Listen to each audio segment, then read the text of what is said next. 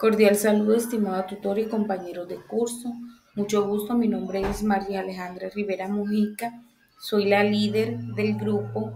Mi grupo está compuesto por los siguientes integrantes: María Alejandra Rivera Mujica, mi persona, José Carlos Medina Gutiérrez, Anderson Ramírez Morales, Luis Carlos Núñez Morón y José Martín Torres López.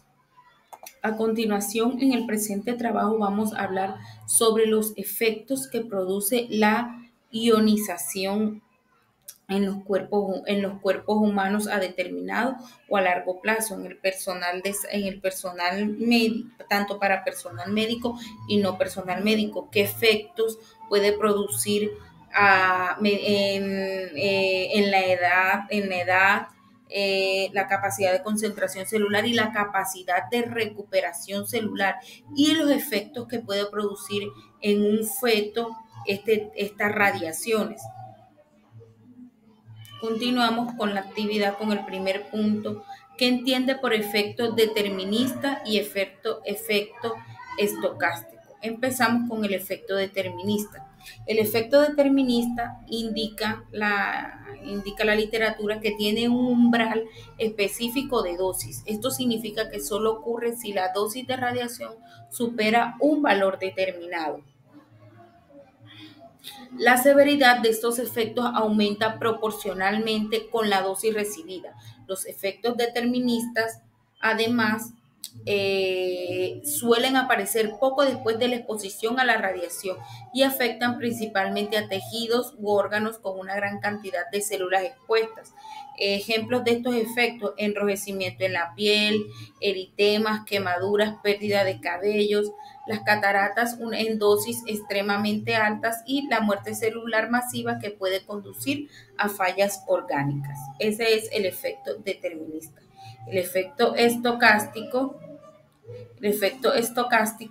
dice que estos efectos son aquellos cuya probabilidad de ocurrencia aumenta con la dosis, pero no tienen un umbral específico, a diferencia del efecto estocástico. Es decir, pueden suceder incluso a dosis bajas de radiación, aunque la probabilidad aumenta a medida de que la dosis también lo hace. Los efectos estocásticos no dependen de la cantidad de radiación recibida, sino de la probabilidad de que se produzca alteraciones en el ADN que puedan derivar mutaciones celulares. Ejemplos comunes en efectos estocásticos son el cáncer inducido por radiación y las mutaciones genéticas. Estos efectos impredecibles y se manejan a largo plazo. Muchas gracias. Continuamos con el siguiente compañero. Buenas, mi nombre es José Carlos Medina Gutiérrez. Vengo a hablarle de la actividad número 3. Elabore un cuadro que contenga la composición en porcentaje anatómica y molecular del cuerpo humano.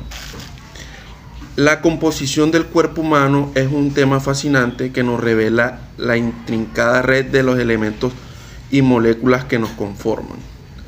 Aunque parezcamos muy complejos, estamos compuestos por un número relativamente pequeño de elementos químicos que se combinan de forma sorprendente para formar las estructuras y realizar las funciones de nuestro organismo. La composición del cuerpo humano es una compleja interacción de elementos y moléculas que trabajan en un conjunto para mantener la vida.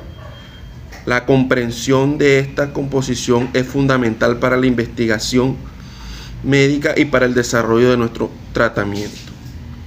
Es importante destacar que la composición corporal puede variar ligeramente entre individuos y puede cambiar a lo largo de la vida debido a factores como la edad, el sexo, la dieta y el estado de salud.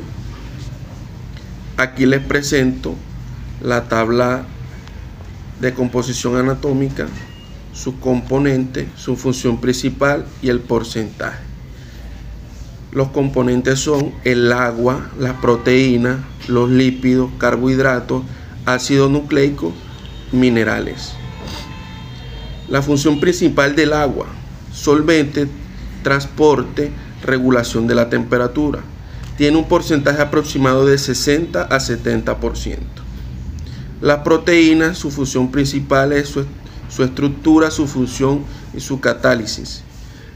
el porcentaje va del 15% al 20%.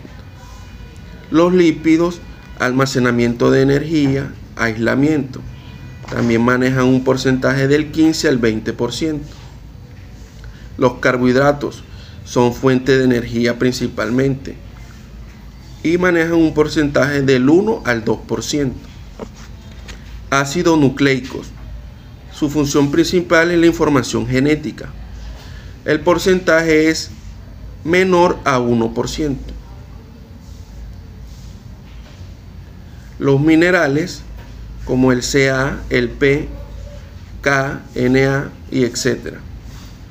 Su función principal, diversas funciones fisiológicas, y el porcentaje es mayor a 1%.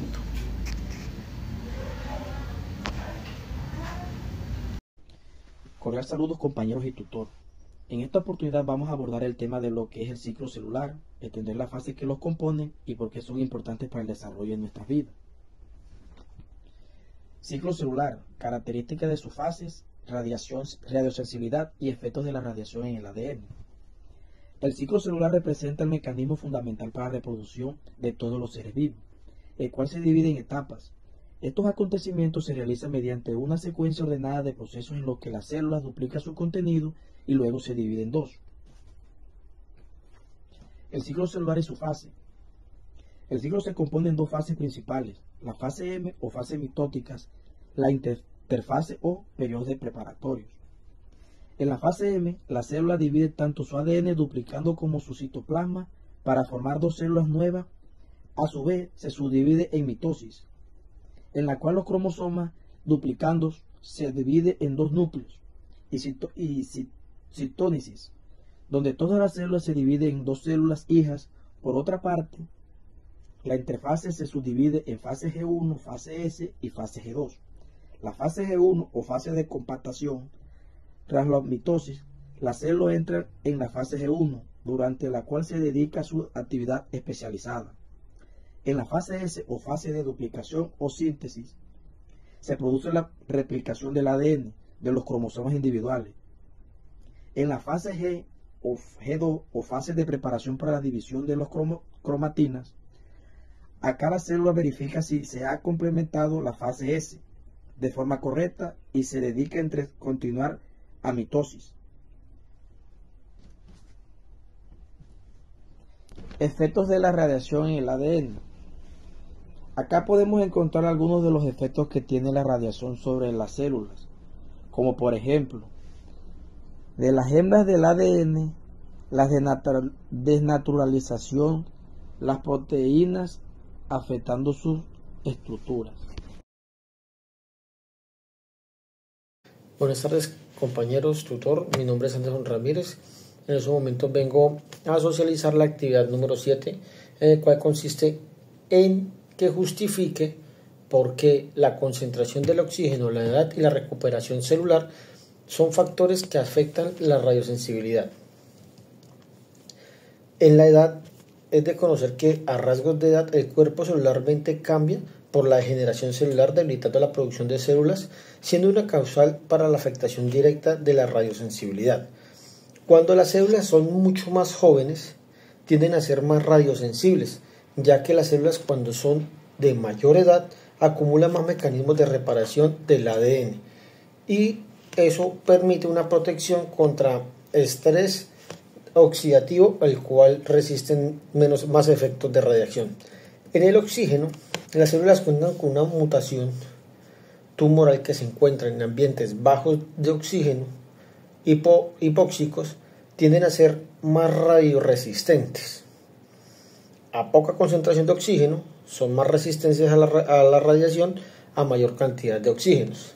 En la recuperación celular, las células que cuentan con una mayor recuperación del daño causado por la radiación ionizante afecta la radiosensibilidad, lo cual las células tienen una mayor capacidad de recuperación y reparación del daño de ADN, son mucho más resistentes a los efectos de la radiación. En resumen, la concentración del oxígeno, la edad y la capacidad de recuperación celular son factores biológicos claves que determinan la radiosensibilidad de la célula, lo cual es fundamental en el campo de la radiobiología y la radioterapia en el cáncer. Cordial saludo, mi nombre es José Martín Torres y siguiendo con el desarrollo de la actividad, el punto número 9, ¿en qué consiste el síndrome de radiación aguda? Describe las secuencias de eventos ocurridos en función del tiempo y sus manifestaciones en clínica. Tenemos que su definición del síndrome es que de irradiación aguda, su sigla SIA, también conocido como enfermedades por radiación. Es una enfermedad grave que puede ocurrir cuando una persona expone a niveles muy altos de radiaciones. Usualmente, durante un periodo corto de tiempo, las cantidades de radiaciones que absorben el cuerpo de una persona se llama dosis de radiación. Las personas con este síndrome de la radiación aguda generalmente presentan algunas lesiones en la piel. Estas lesiones pueden empezar a verse unas cuantas horas después de las exposiciones. Puede incluir inflamación, picazón, enrojecimiento de la piel, como quemaduras del sol. También se dice que no son horas, sino es cuestión de minutos. Las fases que presenta el síndrome de radiación aguda son fases prodérmicas y va de minutos hasta 2 días después de la exposición. Pueden haber nivulaciones de síntomas gastrointestinales, náuseas, anorexia, vómito, diarrea.